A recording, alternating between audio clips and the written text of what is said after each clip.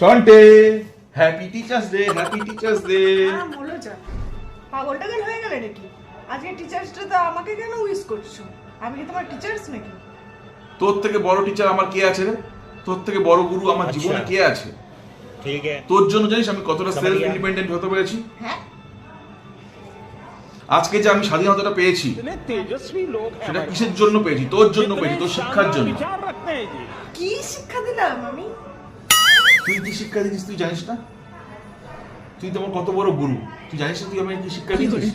এই যে আজকে আমি বাসন মাজতে পারি, জামা কাপড় কাচতে পারি, রান্না করতে পারি, ঘর ঝাড় দিতে পারি, জামা কাপড় ভাঁজ করতে পারি, বিছানা তুলতে পারি, আরো তো অনেক লম্বা লিস্ট, ঠিক আছে?